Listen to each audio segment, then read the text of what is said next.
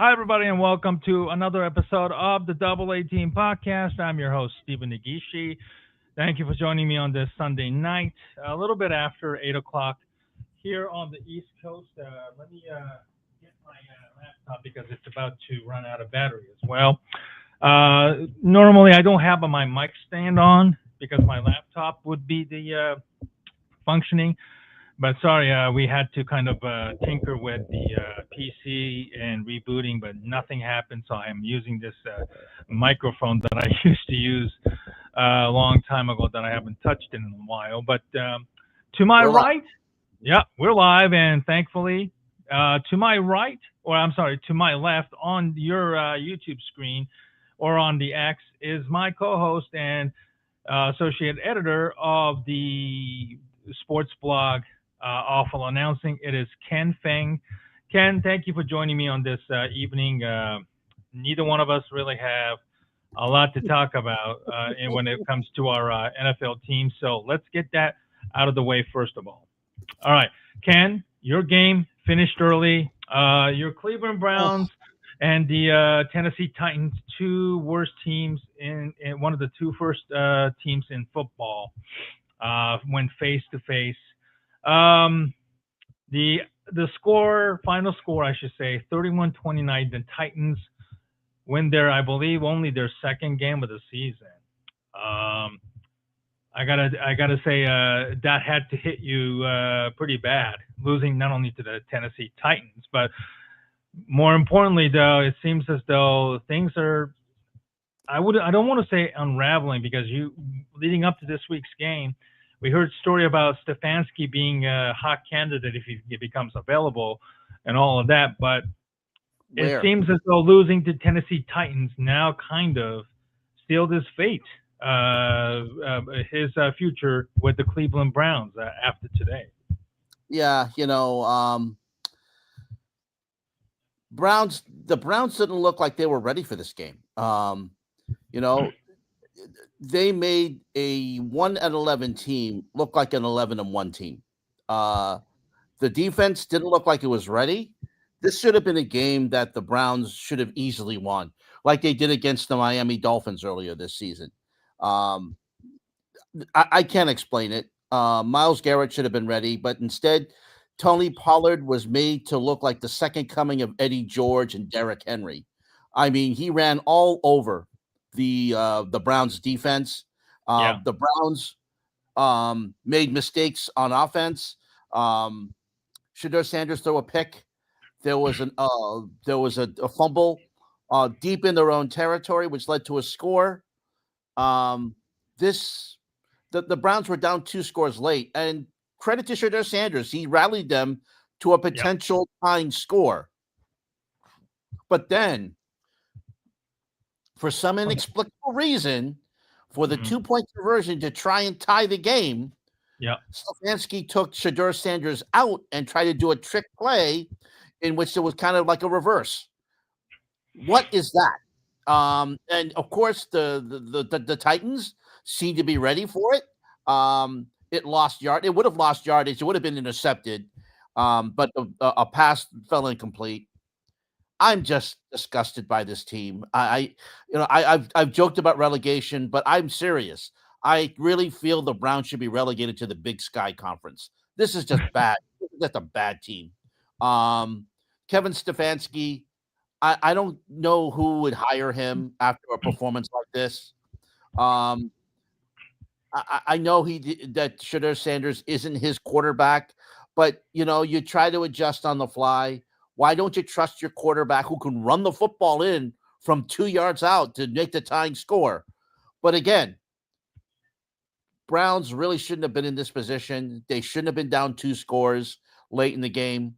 Credit to Shedeur Sanders for trying to rally them back. But again, Kevin Stefanski made some really baffling decisions out there, and I don't know much to say about that. They're going to go. They're officially eliminated. I mean, they were officially eliminated today from the playoffs. They should have been. They really had no shot this season, but they and the Jets, and it kind of is appropriate that both of them are eliminated on the same day. Yeah, he should be fired. To be and that could still happen because we spoke about this last week. That for him to, in this case, Stefanski to take Sanders off on that 2-point conversion when he brought you back to that moment, and then he's not on the field. What is this? He did the same thing again last week, I believe, on that 4th and 1 or 4th and 2 play where Wildcat or Harold Fannin, the rookie tight end, tried to run it in and then didn't work.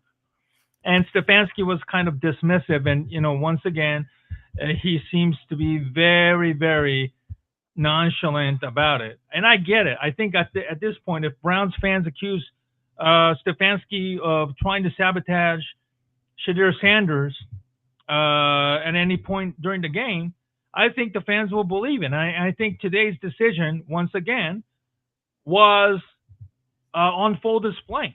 Excuse me.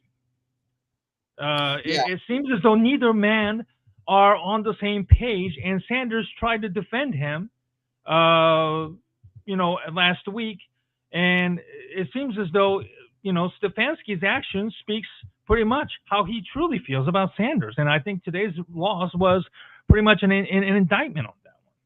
Yeah, this management, the ownership acts very strangely, Steven. I talked about Jimmy Haslam all the last couple of seasons, about how he makes these strange moves. But look, you've got a quarterback who seems to have the locker room. I mean, it looks like the defense really is excited about Shedeur Sanders. They like him. They feel that the defense plays better when he's on the field, believe it or not. But for some reason, the defense today just didn't have its heart into the game and just didn't play well. Myles Garrett, of course, he got his 20th sack of the season. He's going to break the record for sacks. We know that. But it's going to be all for naught, Steven. It really is. It's going to be another wasted season in Cleveland until we see some fresh blood in the coaching ranks right now. And like I said, I have been a Stefanski fan up until this season. I mean, he helped get us in the playoffs one season, and he had COVID and beat the Steelers. And for that, he should be commended. But these last 2 seasons have been just been totally baffling on me, Steven. I don't know what's going on. I don't know.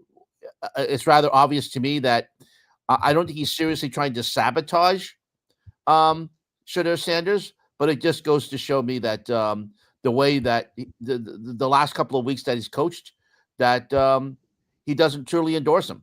And I think that's not a good sign. It doesn't matter who he's on the field.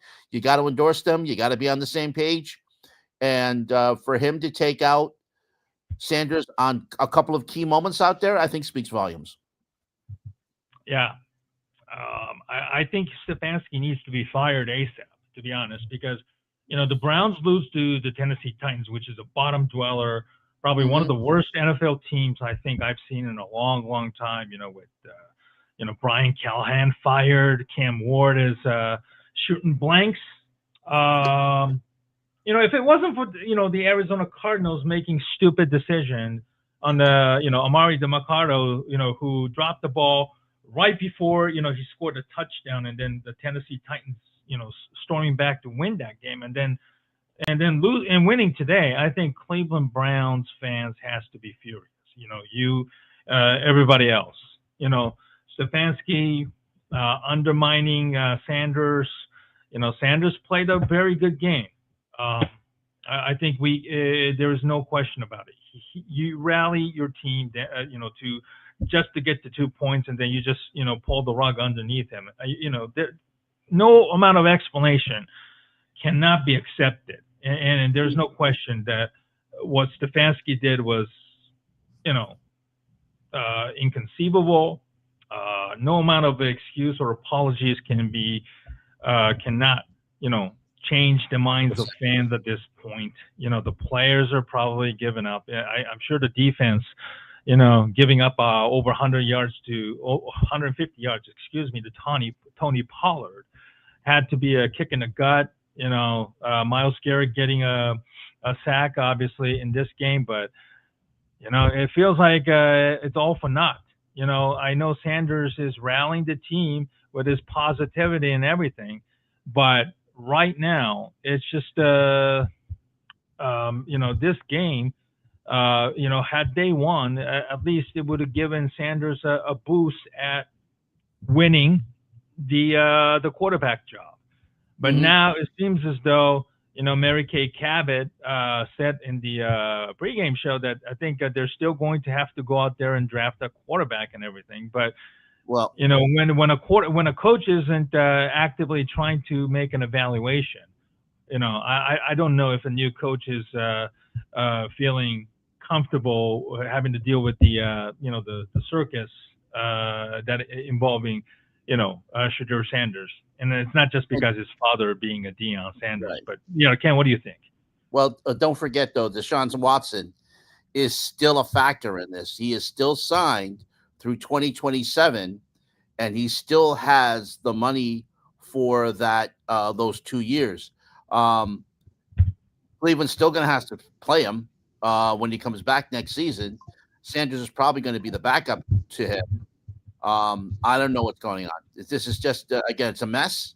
The ownership put the Browns in here, and now Deshaun Watson is going to be coming back next season. Probably they have to start him because of how much amount of money they're paying him.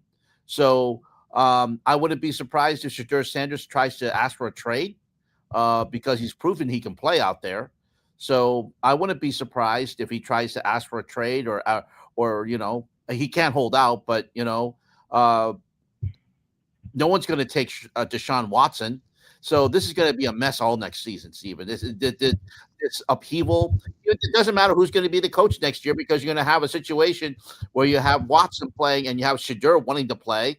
It's going to be a whole mess. It's going to be another ridiculous soap opera in Cleveland. Mm-hmm. Well, the Bears and the Browns play next week. You and I certainly have we'll have a lot to talk about. I expect your Bears to kill us 50-0. That's how I think. I really expect that. That's how I expect. All right. Well, let's get to my Bears. They lost to a heartbreaker to the Green Bay Packers on America's Game of the Week. Kevin Burkhardt. Tom Brady. With Tom Brady. Thank you. Well, it was just a wild up and down. The Bears were trailing 14-3 today at halftime, and the Bears came back and tied this game. Thankfully, I think it goes to show what a great coach Ben Johnson has been for the Chicago Bears. But unfortunately, his bravado and his trash talk against the Packers and Matt LaFleur kind of came back to bite him because, the first 30 minutes was not a good game. Caleb Williams opened the game, I think, was 1 for 7 in the first half, and the run game was non-existent. The defense was just, atrocious. The slant, the Packers was just basically beating the Bears with the slants. They couldn't stop Josh Jacobs all game. They put themselves in easy second and third down situations. Love threw some, probably inexplicable pick on the opening drive, and then the Bears couldn't capitalize it because, the Bears' offensive line played terribly against Micah Parsons and that defense in the first half. Then once the Bears finally got their offense going in the second quarter, in which they ended up settling for the field goal, Cairo Santos inexplicably kicked a 12-yard kick that barely traveled, and the Packers started at their own 40. This was just right before their halftime, their final position. Love threw a deep ball that was caught by Troy Melton. Jalen Johnson was caught cheating, and he wasn't trailing with the, covering that side of the field. Jaquan Brisker, the safety, was, sorely beaten, and I know the fans did not appreciate his efforts or the fact that he was beaten badly, but that was probably more on Jalen Johnson, who just came back only for the second time, since he returned from his groin injury. But yeah, that was probably a heartbreaker. And then the Bears stormed back in the second half, touchdown, 2-point conversion. But unfortunately, on the very next drive, Packers scored on a I think it was Christian Watson slant. Nobody was able to bring him down. Touchdown, 21-11. But, the Bears battled back. A field goal, 21-14. A touchdown to Colston Loveland that was wide open. And then the Bears defense once again crapped the bed immediately. They could have stopped Josh Jacobs on 3rd and 1 on that toss play, but the whole defense just slipped and couldn't bring him down. And he ended up getting 21 yards on that run play, and then he finished it off for a touchdown. And then the Bears actually came back, and I don't know if you saw the game, Ken, but the Bears had a chance to win this game. Okay, so let me paint a picture there. 3rd down and 1. Kyle Monangai, who had been running great all season and in the second half, came up short. I just don't understand why the Bears didn't get a measurement on that one, or at least demand it. Challenge it. You have a challenge. Right. Challenge. Right, exactly. Bears won the challenge. Now, first of all, in the first quarter, so they had a challenge. They could have challenged that play there. And then on the very next play, the final play, Caleb Williams roll out. The very same play that, the Bears won against the Eagles on that touchdown to Cole Kmet, came up way, way short, unfortunately. Now, on that play, Kmet was just standing there, so the ball was severely underthrown, picked off by Keyshawn Nixon. I don't know if Kmet should have kept running there, or there was also what many Bears fans are pointing out, DJ Moore was wide open as Caleb Williams was rolling out. So, it's a conversation that needs to be had. It's unfortunate that, Caleb struggled really, really bad in the first quarter. In the first half, and then finally break out in the second half, to bring the team back down. Mm-hmm. It's a tough loss because now the problem is, Bears are 9-4. They dropped from the top seed in the NFC to probably the 7th seed in the 7th seed, which is the very last spot in the playoffs. And they're 1-3 in the NFC North. This is very difficult because you still have the Packers in 2 weeks on the 20th of Saturday, and then the final game of the regular season against the Detroit Lions. So, it was very, very difficult. That 4th down play, that's going to be, dissected and magnified. Caleb was a terrible quarterback and so forth because he underthrew the ball, or he didn't see the wide open DJ Moore or something like that. To be honest, he could have probably gotten the first down too if he had kept running. He could have run for it, yeah. Or at least if he was, I know he was trying to roll out and try to throw, so that made it a little bit difficult, because he was still a bit behind on that stick there when he was, going to throw it to Cole Kmet. But again, that was severely underthrown there. A couple of times throughout the regular season, Caleb seems to be very, very short on his run for the first down. Whether it's not he's scared of being hit, and I understand if that's the case. You don't want to, you're a quarterback, you don't want your head torn off by some, defender. And right. And then sometimes he falls short a little bit, unfortunately. There was one time also, I think, on the drive, for the touchdown to tie the game, Caleb slipped, or at least he made a, sliding, and he was very short on that 3rd down, or at least, 3rd down or 4th down play there. So, I understand that, the Bears are going to be called the frauds, and, there's going to be people are like, we told you so, and all kinds of stuff. And that's understandable. But, the Bears are still 9-4. And, I'm just going to try and pretend that at least, it was a positive experience. Unfortunately, the Bears played poorly in the first half. That touchdown before the halftime on that bomb was a killer.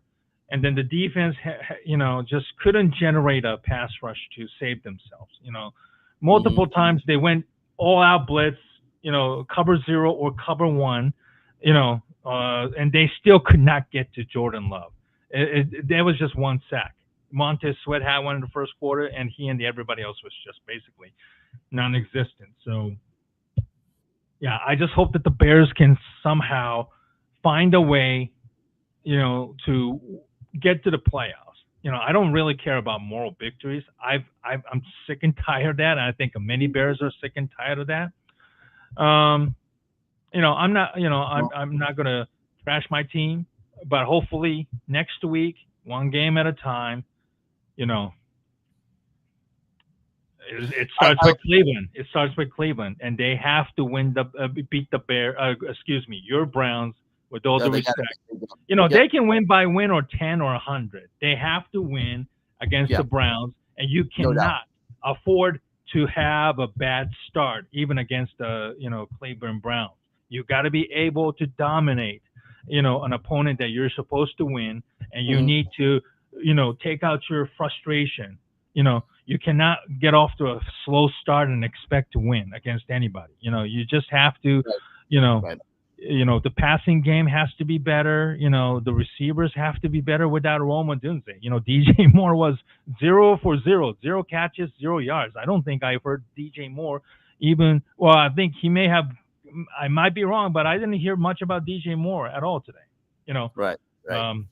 So it's a little bit disappointing. Hopefully when the passing game finally clicks on all cylinders from start to finish, that's when the Bears will be, very, very dangerous. I just don't want the second half to be like, that's when the Bears finally clicked.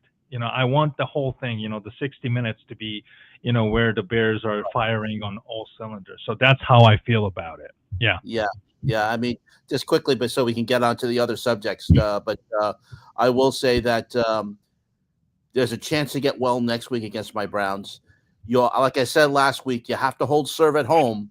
So you have to win that game against the Packers in week 16, Steven, which is going to be on a Saturday. It'll be on Fox again. So you expect Kevin Burkhardt and Tom Brady to be back at Soldier Field. So I would have to say you count this loss. You knew this. You're on the road. You know that Lambeau Field's a tough place to play. You had a shot to win this game. You get well against the Browns next week. Which pains me to say, but and then you'll hold serve at home against the Packers when they get in, and then hopefully you're back in the hunt, leading the division again. So we'll see what happens. You can see how quickly 1 week works. You're in the number 1 seed this week, but coming into the week, you're now the number 7 seed. Hopefully, when you have a chance to take on the Packers in 2 weeks, you can reverse that. You can flip the script. So you still have to hold serve at home. So I think there's a good chance that could happen. So again, I know we talked about the schedule is going to get much more difficult, but right now you have a break in that. You got my Browns coming in, and with the way that my Browns played today, and with your running attack, it might be able to be enough to get a win next week. Mm-hmm. All right, a quick look at the rest of the league. Steelers beat the Ravens 27-22 to, get a 1-game lead on the Ravens on the AFC North. That was controversial too. There was a controversy too. There was on that touchdown that looked like it was touchdown, but it was dropped by Isaiah Likely. Yeah. And then it looked like he held it up long enough. But then they ruled that it was not possessed long enough, so he didn't we go way back into that controversial. Did he make a football play or football act? So it wasn't. It looked like to me that he had 2 steps and enough to it, but they didn't rule it a touchdown. The next play, 4th and 1, was ruled illegal formation, so it was a 4th and 5, and then Lamar Jackson tried to make a play. By throwing to the end zone, it was incomplete. That was the game. So I know Baltimore's going to be very angry about that. But right now, Pittsburgh with Aaron Rodgers, he scored a touchdown today, first running touchdown in 3 years. Scored a touchdown today. They're back on top of the division for now, and right now, Baltimore is looking on the outside, looking in. quick. It's a simple yes or no. Do you think Mike Tomlin will save his job if he wins the AFC North? Yes. Yes or no? Yes, I do. Okay. I don't know. I'm still saying kind of no, 50-50. I think they're going to probably probably I'm going to say Tomlin and the Steelers will still find a way to split each other after the season is over. That's all I have to say. And then the Colts suffered a massive loss, not just with the score today. Daniel Jones apparently suffered a torn Achilles. Yeah. So now the Colts are 8-5. Jacksonville, of all teams, is leading the AFC South, which notoriously has been I don't want to say, I hate to say something like this, but it's been a trash division, unfortunately. Because it's always Houston dominating, and then the rest of the team kind of like floundering. And this year is no more evident than where Tennessee Titans is. Houston got off to a real bad start, and now they're actually ahead of the Colts in the the wild card race. It seems as like the Colts are in a real bad spot right now. They could lose the rest of the division. They gave up their first round pick, if you remember, to Sauce Gardner for the next 2 years, 26 and 27, if I'm not mistaken. And now that pick looks very good for the Jets side. Yeah. Well, the knowing the Jets, they'll screw it up somehow. But that they're the Jets. But Indianapolis right now is in the A spot with that loss to. You still cannot convince me, Steven, that Trevor Lawrence is a good quarterback. I think he's terrible. I don't think he's very good. He's regressed to the point where I think that in a big spot, he's going to find a way to throw a big interception. But for some reason, Jacksonville is on first. Losing Daniel Jones is going to be a big blow to Indianapolis. He's played so well this season. I hate to see it, but he's going to be out for the rest of the season, most likely. He probably won't be back sometime until mid next year. So that's a really big blow for Indianapolis. This now opens the door for Kansas City. Houston and Kansas City are playing right now in Sunday Night Football. If Kansas City, one of those two teams win, they're back they're still in the hunt right now, but it opens the door wide open for either or both of those teams to get in the playoffs. Mm-hmm. Well, all right, let's move on to the other topics. The big one today, of course, is the college football seedings has been finally determined. And let me put this up here. Thank you very much for Ken for setting this up. Oregon, let's see. Excuse me. The number one seed, of course, is Indiana. They shocked the Ohio State yesterday in the Big Ten championship. It's simply mind-boggling what a job Kurt Cignetti has done. Coming from, where was that? James Madison? Okay, so he came from James Madison to Indiana and then turned them into a college football juggernaut in just 2 years. Of course, last year, in his first year, they went to the playoffs. They lost to Notre Dame. And then Ohio State is at number 2. Georgia is 3. And then Texas Tech, who beat BYU to a pulp yesterday in the Big 12 championship, is at 4. Oregon, James Madison is the first round matchup. They face that Texas Tech faces that winner. Alabama and Oklahoma, again, we've seen this already played out in the SEC a couple of weeks ago. We'll get into that in a second. We won't be like ESPN and draw it out, but I'm not happy about that Alabama pick. But continue. Go ahead. We'll talk about that in a second. All right, and then Ole Miss without Lane Kiffin will face the Tulane. A team from Louisiana, but obviously it's a different team. And then Miami will face Texas Tech, who suffered a massive loss to Texas on Black Friday and is now dropped all the way to the 7th seed. The winner of Miami, Texas A&M, will face the Ohio State. All right, so Ken, you spilled the bean there. Alabama made the playoffs yesterday.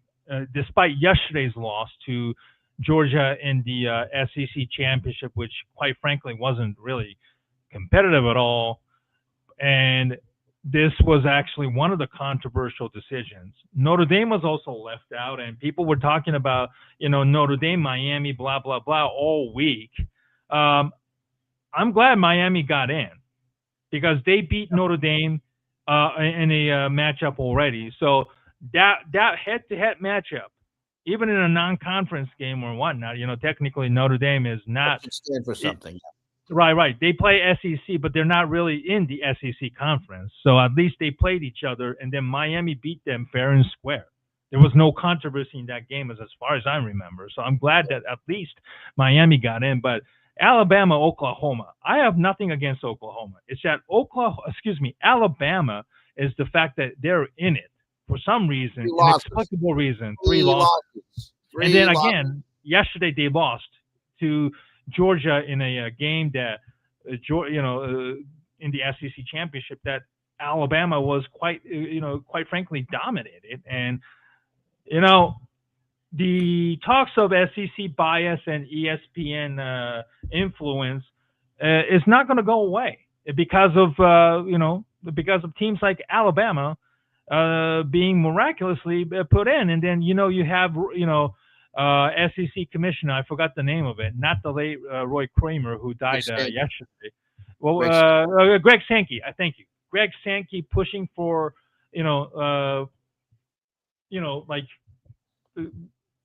facing or at least pressuring or using his influence to say SEC deserves it and all that kind of stuff.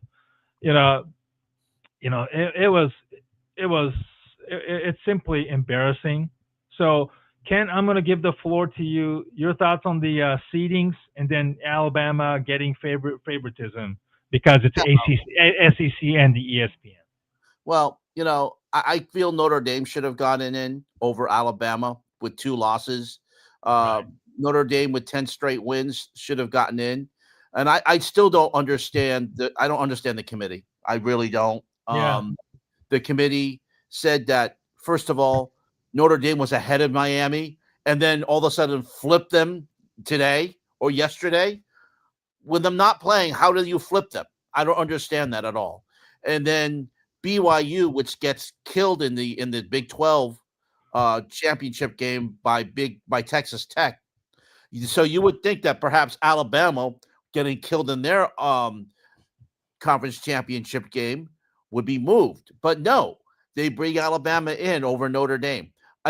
You can talk about how Notre Dame was acting like babies by deciding not to play in a bowl game. Look, I get it. I understand that. But still, it's just college football is in this is just it's in a wild state right now until things settle down, which I don't know if it will. You're going to get this type of chaos. I think probably next, they're talked about the group of 5 with James Madison and Tulane getting in. They deserve to get in. I think they do. But of course, ESPN, they're those like Booger McFarland and Greg McElroy say, oh, they shouldn't be in. They're weak. Then we know they're not going to win a game. How do you know that? Okay, granted, they're going to go. James Madison has to go on the road to Oregon, a tough place to play in Autzen Field. We know that. Tulane's going to take on Texas A&M. I'm sorry, they're going to take on Mississippi without Lane Kiffin. Mississippi's in a state of chaos. They have Charlie Weiss Jr. coaching them, who's also going to be going back to Lane Kiffin later on. So you don't know. One game, if Tulane and James Madison play the perfect game, just like Boise State did with Oklahoma back in the Fiesta Bowl when no one thought that Boise State was going to win, one game you could win that. You could win. But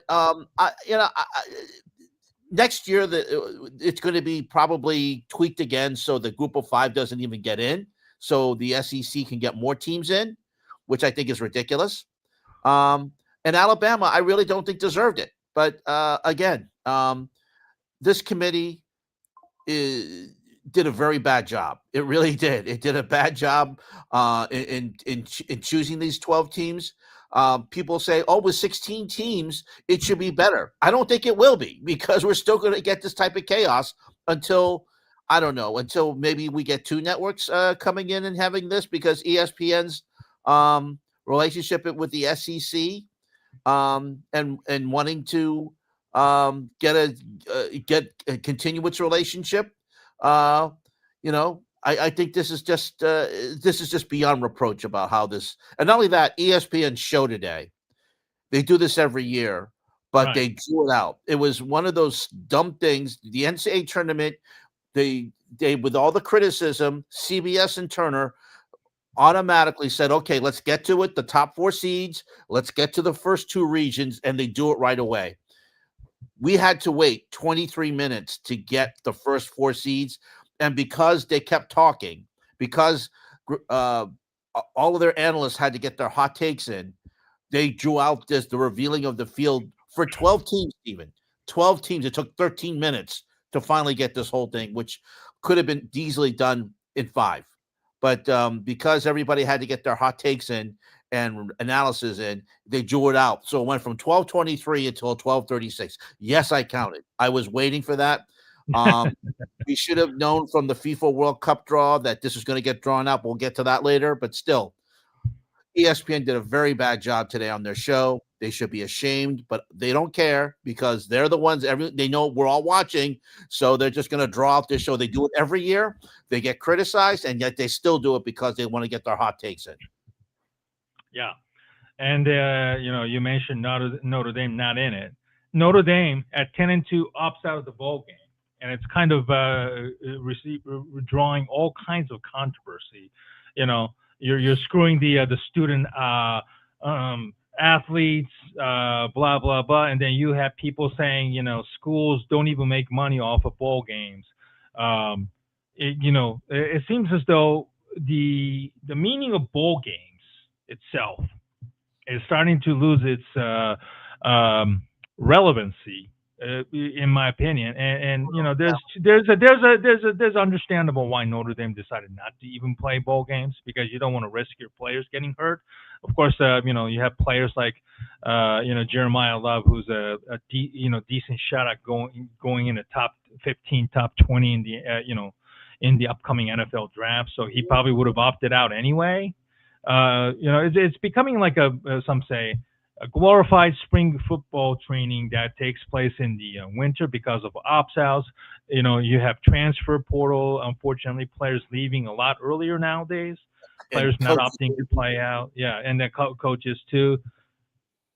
Ken, do you see that maybe when this contract expires, I believe in 2030 or 2031, former NFL and Notre Dame great Aaron Taylor, I don't know if you follow him or saw him on the timeline. He had a very long, drawn out, prediction on the future of college football.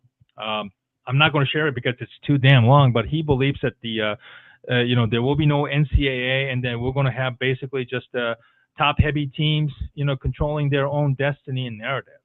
I know some people said maybe there should be like pro relegation implemented, which is kind of ironic because, American football happens to be implementing that sooner than, soccer, MLS here in America. But I do kind of feel that, traditions are completely out of the window. And I think that's where we're heading. Bowl games become irrelevant. It impacts the local economy in more ways than one. And, the players kind of lose out the opportunities to go to these cities and represent schools and so forth. So yeah, I won't complain too much, but I do believe that there's validity to both sides of argument. Well, I do think the bowls are becoming obsolete.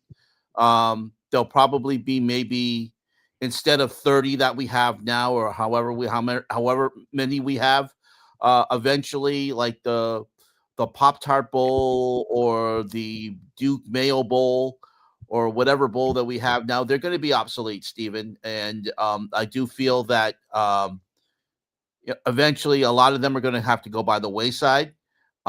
Where as far as the NCAA is concerned, well, the NCAA doesn't have much to do with. The only thing they have to do with college football is with the football championship division, Division II and Division III.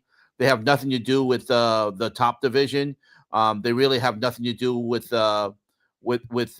anything to do with the group top of 4, a group of 5 right now. Yeah, they have nothing to do with that. So they don't regulate college football. They don't regulate the bowl division, so subdivision. So, but I think there has to be some type of regulation there somewhere. I think there has to be some type of commissioner, because right now the conferences are running amok, and the college football playoff really hasn't. They thought that a 12-team field or a 16-team field was going to bring some sanity. It hasn't. And until we've settled what the whole situation with NIL and all that type of money, it's going to be continued the wild, wild west. And it's going to take a long time for this to get settled, Stephen. And I think that until I think that right now the colleges are looking to Congress to save themselves. It may have to take an act of Congress to do something about this, but we know how Congress has done with sports. So I really don't know where it's going to go. And by the way, Houston just scored a touchdown to take the lead over Kansas City 6-0. So that's going to be, although there's a flag on the play. We'll see what happens there. But anyway, college football is in a wild, wild west situation. And until they get this figured out, Stephen, we're still going to continue to see a lot of chaos every single year. Yeah. A friend of mine, Nick Whalen, who I do Bears Talk in the past with, is a high school football coach in Wisconsin, suggested the idea of a play-in like we see with the NCAA basketball, like a field of 68 and eventually 76 and whatnot. I mean, money talks, and if Notre Dame wants to be included, that's another opportunity for NCAA or the committee to make more money out of it. Ad sell revenue, ads. Have the hope of your team, getting into the play-in game, whether it's a 12 seed or 11 or whatnot. Or if they're going to expand it to eventually 16, and then you have maybe like a 14, or 13, 13, 14, 15, 16, those bottom four seeds, compete for the play, like a play-in game and stuff like that. I could see that happening, like try to sell false hope about, your team could get in, and then, once you get in, it's anybody's game and so forth. So it wouldn't shock me if, we get in like a play-in games, to give teams like Notre Dame or even the ACC winners who are not even in this, tournament, because Duke and Virginia are completely irrelevant at this point. And the ACC itself is also irrelevant at this point. Or even, allow teams like BYU who got their ass kicked, but still probably had a valid reasons to gripe or at least, have hopes in the CFB playoffs. So it wouldn't shock me if that's something that the CFB committee plans on discussing moving forward. All right, let's end the show. The FIFA World Cup draw. What a shit show that was. And before we go to that, I'm going to try and give you an idea, first of all, how the drawings happen. So this is the actual drawing. I'm trying to, I can't zoom it, unfortunately. I'm going to try and find a better picture with the better opportunities for it. But Ken, while I look into it, I want you to give me your thoughts, because I know your website, Alpha Announcing, made a very, very scathing comment about this being the worst thing to, for us to, see it in front of live television. It was just an absolute shit show. And I'm sorry for using this phrase, but because that's the probably the most appropriate word that we can think of. Yeah. Well, let's just first of all say that the United States has a good chance to get out of the group. They should win the group. They're Group C. They have Paraguay. They have Australia, and then they'll have a European team, which will have a playoff sometime in March. So they have a very good chance. They should win that group. Anyway, in regards to the draw, here I am. I'm at work, and I have a 40-minute lunch, and I quickly grab my lunch to think that I'm going to sit down and see at least the draw somewhere in Group D or Group E. No, I'm seeing. I don't have a problem with Lauren Hill, but I didn't want to see. She's the least of the problems. She was the least of the see her sing. Okay, you had Kevin Hart. You also had Jack. What was her name? What was her the co-host name? Heidi Klum? Was it Heidi Klum that was there? Yeah. Heidi Klum was there. Yeah. Probably the least interested. But it was probably one of the least person out there. So.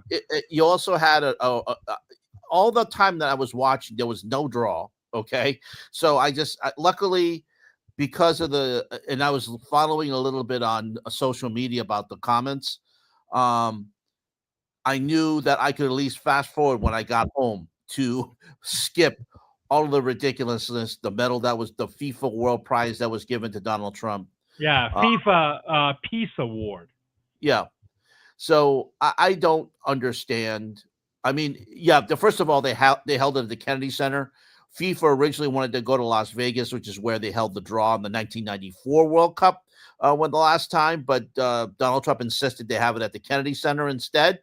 Um, I just think there were a lot of coaches when they did cutaway, Stephen, that looked really baffled to say, what the heck is this? And just get to the draw. I think it took, an hour for them to get to the draw? Because they started at noontime, Eastern time.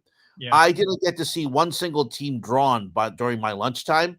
And by the time my lunch was done at 1:20, I think they were still doing sketches, doing some type of thing. Humorous, tried to bring humor in with Kevin Hart, which didn't work.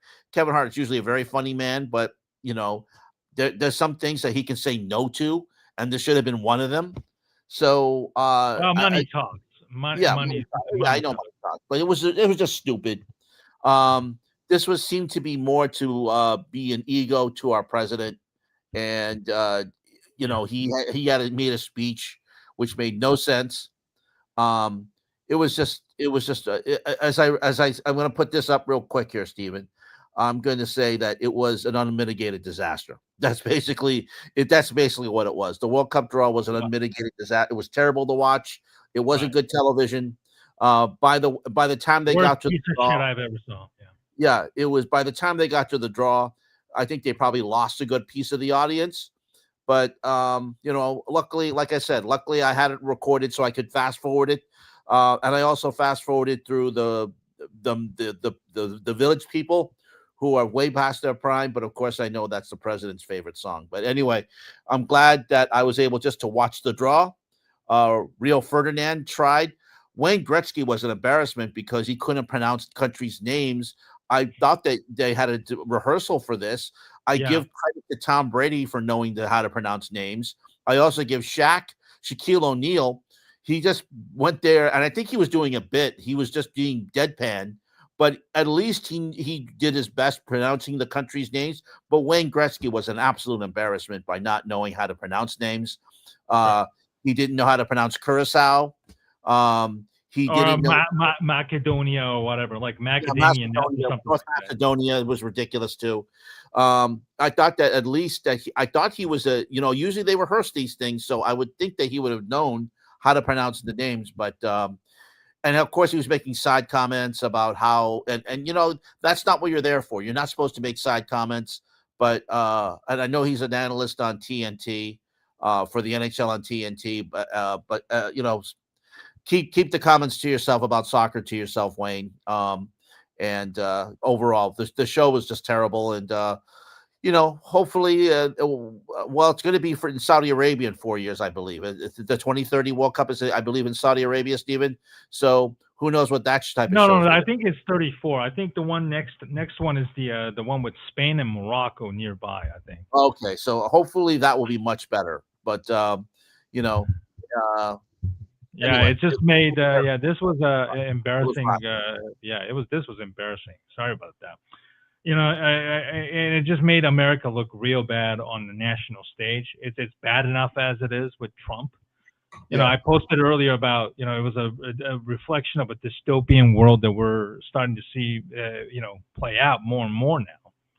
And, Gianni Infantino was glazing all over Trump. He is one of the most corrupt piece of, what, who has been, kissing Trump's ass more than anybody else outside of the MAGA politicians and businessmen. It's funny because if you connect all the dots, billionaires, tech bros, and then idiots like Infantino, they're all connected. They're all cowering and glazing for each other. And this FIFA World Cup drawing, what was supposed to be a ceremonious show, turned into a dystopian piece of crap where celebrities were completely, just willing participant. Wayne Gretzky, couldn't even pronounce a damn name, even if he, the name of the country, even if his life was dependent upon. And if you don't think that these people are, are well connected and they're just basically using sports as a way of deflecting criticism or using that as a way of whitewashing that we've been talking and harping all these years, you need to wake up. This ceremonious event was an absolute disaster. CFB that we saw today, as Ken described, was probably not on the same level, but it was still very unbearable. Where you have a bunch of talking heads try to talk things over and try to, criticize Notre Dame for pulling out of the ball game. Try and pretend like why Alabama with 3 losses and getting their ass kicked yesterday deserves to be in it. We see the bias, we see the connections. We're not stupid. So, the people who say sports shouldn't be in, politics or vice versa, I like to hear what they have to think about the World Cup and then also, the CFB playoffs. Because there are people with, vested interest, like Kirk Herbstreits of the world, trying to pretend that they're, neutral, but we all know, we can see it from miles away. So, don't try to pretend that we're stupid. And, I think this week, today, and then the Friday was just makes you really, really think about, how we are being seen as a sports fan. Not just here in the United States, but on the global stage, Ken. Right, absolutely, and we'll have a lot to say about the World Cup coming up. It's 187. I mean, I wanted to talk about the drawing, but Ben, this drawing ceremony was just so terrible that we couldn't even bat an eye or at least turn it away. But we'll try and talk about it, in our next show because 48 teams, and then there's so much to talk about, and we definitely have our feelings or at least predictions on this one. Right, but I also will say that if the United States doesn't get out of its group, there's something definitely wrong with the United States soccer. But anyway, we'll get to that next time. Want to thank you for watching the 192 people who came on board tonight. Thank you so much. Thank you. Really, really appreciate it. So bearing, and we had some technical difficulties. We thank you for your patience, but you came on board, so that means a lot to us. So give us a like on the YouTube channel. It's at Fangs Bites. All of our shows are archived there. Whether you watch it on a mobile device or if you watch it on your tablet or your smart TV, we really appreciate it. And thank you so much, and subscribe. Don't forget to subscribe. Thank you. We got a late start because, the Bears-Packers game obviously was of great interest to me. It started at 4:25, of course. Next week against the Browns, it's a 1 o'clock game.